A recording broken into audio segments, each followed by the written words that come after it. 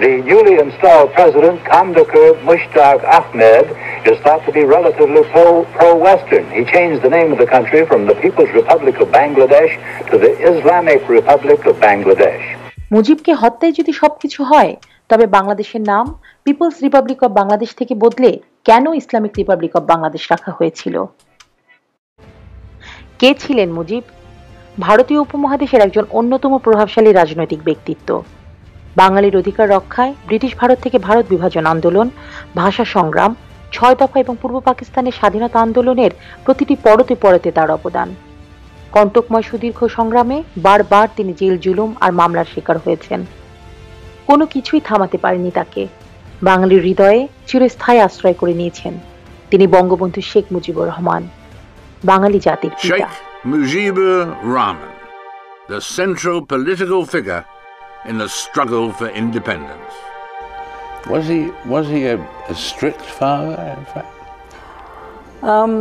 He was strict, no doubt about it, but he was the most lovable person.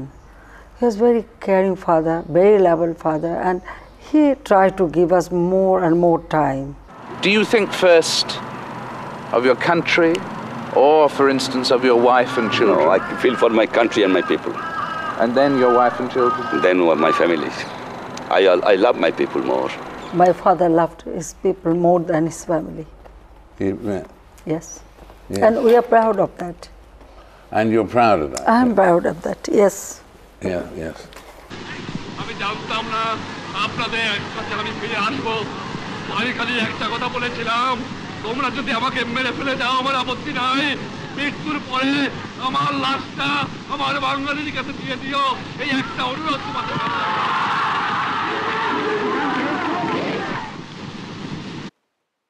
এভাবেই অশ্রুসিক্ত নয়নে ফিরে আসেন বঙ্গবন্ধু। শুরু হয় দেশ গড়ার কাজ। কিন্তু দেশীয় বিদেশি পরাজিত শক্তি ঠান্ডা মাথায় তাদের পরিকল্পনা চালিয়ে যেতে থাকে। শুরুটা হয় মুক্তিযোদ্ধা ও অমুক্তিযোদ্ধা সেনাদের দ্বন্দ্ব দিয়ে। আরেকটি ইস্যুতে বলা হলো ভারত সব নিয়ে যাচ্ছে। আওয়ামী লীগের নেতাদের সাথে সেনাদের কিছু বিচ্ছিন্ন ঘটনাকেও কেউ কেউ সামনে আনতে চেয়েছেন। উদাহরণস্বরূপ ডালিম আর গাজী গোলাম মোস্তফার ঘটনা উল্লেখযোগ্য। কিন্তু বিষয়টাকে এতই সামান্য ছিল? ব্রিটিশ পত্রিকা সানডে টাইমসের সাংবাদিক অ্যান্থনি মাসকার্নহাস থেকে ফারুকের বিবৃতিতে জানা যায় সে ৭৪ সালে বলেছিল যে মুজিবকে উৎখাত করতে চায়। অথচ তার আগেই ডালিম ও ফারুক এই দুই ভাইরাকে মার্কিন দূতাবাসে দেখা যায়। তার আগে ফারুককে ৭২-এ মার্কিন দূতাবাসে দেখা যায়। মেজর ফারুক ১৯৭৩ সালে একটি অভ্যুত্থানের চেষ্টা করে ব্যর্থ হয়। কুমিল্লা থেকে সেনা দল আসার কথা ছিল, কিন্তু ওরা আসতে না পারায় সেটি বানচাল হয়ে যায়। ফারুকের তখন ৩টি ট্যাঙ্ক ছিল, সেগুলো দিয়েই সে অভ্যুত্থান করতে চেয়েছিল। কিন্তু অবাক ব্যাপার হলো এসব জানাজানির পরেও তাকে সরানো হয়নি, বরং ১৯৭৪ সালে মিশর থেকে পাওয়া ৩২টি T-54 ট্যাঙ্কের দায়িত্ব সেই ফারুকের হাতেই আবার দেয়া হয়। ভারতের সাবেক কূটনীতিক শশাঙ্ক ব্যানার্জি তার বইয়ে লিখেছিলেন, জিয়া ১৯৭৩ সালে আমেরিকায় ৬ সপ্তাহের জন্য ট্রেনিংয়ে গেলে সেখানে পাকিস্তানের পুরানো বন্ধুদের সাথে কথা হয়, যাদের সাথে সে আগে ট্রেনিং করেছিল। পাকিস্তানের মিলিটারি অ্যাটাচি ও সিআইএ এর সাথে জিয়ার আলোচনা হয়। যেহেতু সে সময় এটা প্রচারিত ছিল যে সিআইএ বা আইএসআই বঙ্গবন্ধুর জন্য ঝুঁকিপূর্ণ, সেহেতু জিয়ার সাথে তাদের দুজনের বৈঠক বিশেষ ইঙ্গিতবাহী। পরবর্তীতে ইন্দিরা মুজিবকে সতর্ক করেছিলেন, কিন্তু তিনি গুরুত্ব দেননি। The Bangladesh military coup and CIA link বইয়ে জানা যায় আমেরিকার সাথে ডালিম ভিন্ন ভিন্ন দুটি তারিখে অভ্যুত্থানে টার্গেট করেছিল, একটি মার্চে, অন্যটি আগস্টে। লজিস্টিক সাপোর্ট টেস্টিং ফেল করায় মার্চের অপারেশনটি ব্যর্থ হয়। মার্কিন দূতাবাস থেকে ৮ পাতার একটি রিপোর্টে এই তথ্য পাওয়া যায়। সেখানে আরও বলা হয় দেরি করলে অভ্যুত্থান পরিকল্পনা ফাঁস হয়ে যেতে পারে এবং ভারতীয় ও সোভিয়েত গোয়েন্দা সংস্থা মুজিবকে জানিয়ে দিতে পারে বলেও শঙ্কা প্রকাশ করা হয়। ভারতীয় গোয়েন্দা প্রধান ঢাকায় এসে মুজিবকে এসব তথ্য জানালেও তিনি গুরুত্ব দেননি। ১৯৭৫ ফেব্রুয়ারি থেকে মার্চ মাসে অভ্যুত্থানের কথা চালাচালি করে আমেরিকা ও ঢাকার মার্কিন দূতাবাস। ফ্রিডম অফ ইনফরমেশন অ্যাক্টের আওতায় ২০১০ সালে প্রকাশিত গোপন নথি থেকে জানা যায় ৭৫-এর ২০ মার্চ ঢাকা ও দিল্লির মার্কিন দূতাবাসে একটি বার্তা পাঠায় আমেরিকার পররাষ্ট্র দপ্তর। সেখানে বলা ছিল বাংলাদেশ সেনাবাহিনী মার্চ ২১ থেকে এপ্রিল ১৮ তারিখের মধ্যে একটি অভ্যুত্থান করবে। এই ব্যাপারে দুই দূতাবাসের মূল্যায়ন জানতে চাওয়া হয়। কাকতালীয় হলেও সত্য, এদিনই মুজিব হত্যার অন্যতম পরিকল্পনাকারী অভ্যুত্থানের ব্যাপারে ডেপুটি চিফ অফ স্টাফ জিয়ার সাথে দেখা করে। ফারুক রহমান সিআইডিকে দেওয়া জবানবন্দিতে জানায় জিয়া ১৫ আগস্টের আগে ফারুকের বাসায় গিয়ে তাদের পরিকল্পনার বিষয়ে খবর নেয়। পরে দেখা যায় হত্যার খবর সাফায়েত জামিল জিয়াকে জানালে খবর শুনে জিয়া নির্লিপ্তভাবে বলেছিল, প্রেসিডেন্ট গেছে, ভাইস প্রেসিডেন্ট আছে। 1976 সালের জুলাইতে সানডে টাইমসের সাংবাদিক অ্যান্থনি মাসকারেনহাস বঙ্গবন্ধু হত্যার সাথে সংশ্লিষ্টতার ব্যাপারে জিয়াকে জিজ্ঞাসাবাদ করেন। জিয়া তখন এই সাংবাদিক যাতে বাংলাদেশে আর না আসতে পারেন সেই ব্যবস্থা করে। রক্ষী বাহিনী ডিজিকে ট্রেনিং এ নামে লন্ডনে পাঠিয়ে দেওয়া হয়। ডিজি ছিলেন, তাকে হঠাৎ করে একটা মিলিটারি কোর্সে লন্ডন পাঠিয়ে দেওয়া হয়।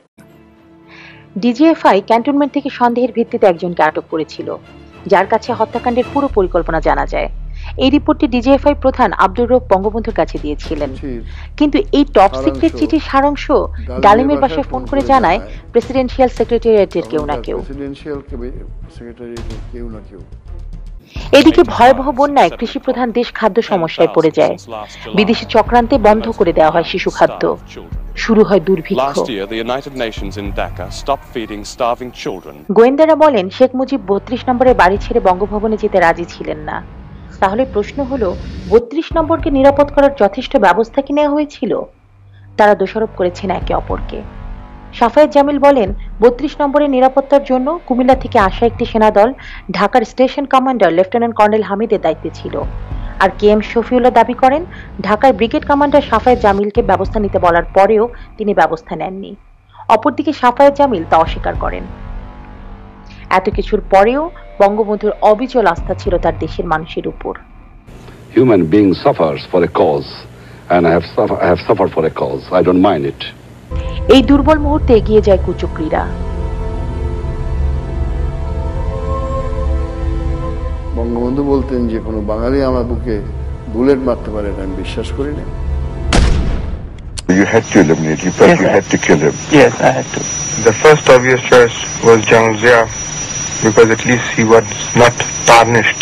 I managed to see him on 20th of March 1975 in the evening. General Zia said, I am a senior officer, I cannot be involved in such things. If you junior officers want to do it, go ahead. শুরু হয় operation. প্রধান target 32 নম্বর। একে ঘিরে দুই বৃত্তে চলবে আক্রমণ। 27 নম্বর road, সুবহানবাগ মসজিদ আর লেক ব্রিজ এলাকায় তৈরি হয় রোড ব্লক। এছাড়া শেখ মনি ও সেনিয়াবাতের বাসায় আক্রমণের জন্য আলাদা দল ভাগ করা হয়। রেডিও স্টেশন, বিশ্ববিদ্যালয় ও নিউ মার্কেট এলাকা থেকে কোনো প্রতিরোধ যাতে না আসতে পারে সেই ব্যবস্থা নেওয়া হয়। তবে প্রধান প্রতিরোধের আশঙ্কা রক্ষী বাহিনীর কাছ থেকে। 32 অদূরে শেরেবাংলা নগরে রক্ষী বাহিনীর হেডকোয়ার্টার। তাদের নিরস্ত্র করতে নিজেই অপারেশনে মেজর ফারুক, সঙ্গে 28টি T-54 ট্যাঙ্ক। কামানবিহীন রক্ষী বাহিনী এক চুলও নড়তে পারেনি, যদিও কোনো ট্যাঙ্কেই কোনো গোলা ছিল না।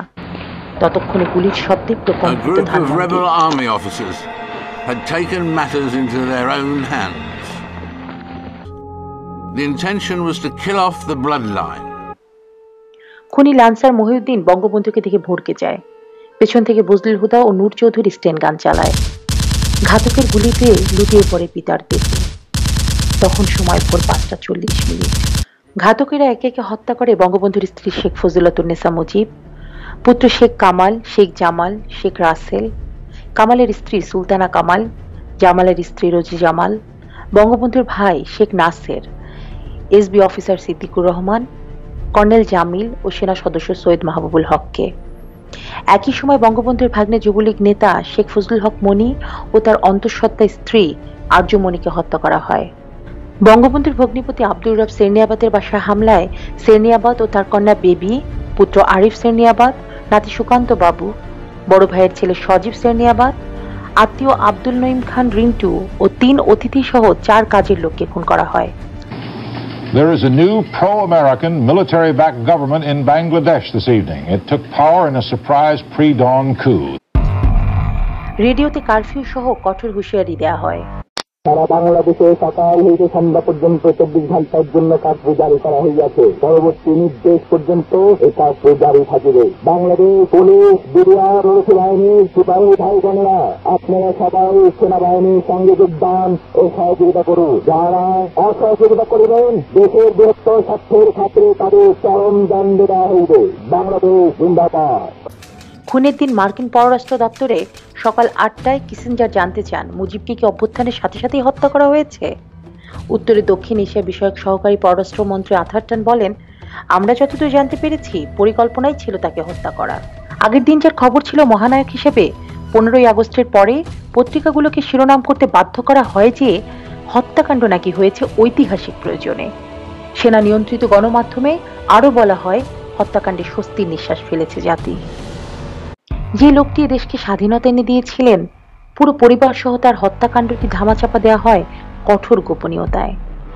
সাধারণ মানুষের পিতার মুক্তি দেখার অনুমতি মেলে না।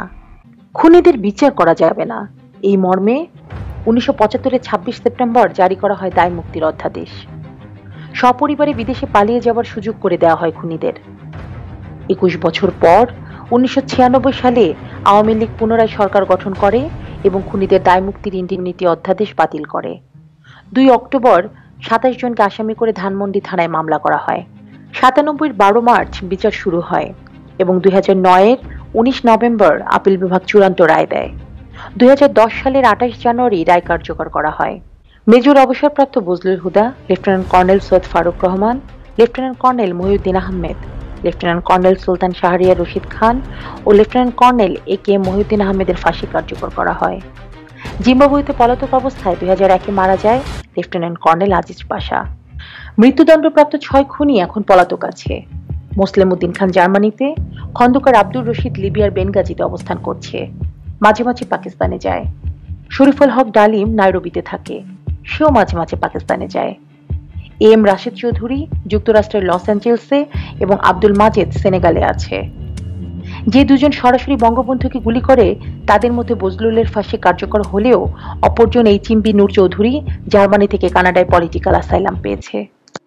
ঘাতকেরা ভেবেছিল কিছু বুলেট দিয়েই বঙ্গবন্ধু শেখ মুজিবুর রহমান নামটি মুছে দেওয়া যায়, কিন্তু ওরা জানে না বঙ্গবন্ধু একটি চেতনার নাম, যার মৃত্যু নেই। প্রতিটি দেশপ্রেমিক বাঙালির হৃদয় স্পন্দনে, বাংলার প্রতিটি অর্জনে মিশে আছেন বঙ্গবন্ধু, মিশে আছে তার আদর্শ, প্রেরণা, ভালোবাসা। এই স্বাধীন বাংলার নাম যতবার উচ্চারিত হবে ধ্বনিত হবে পিতার নাম। জয় বাংলা, জয় বঙ্গবন্ধু।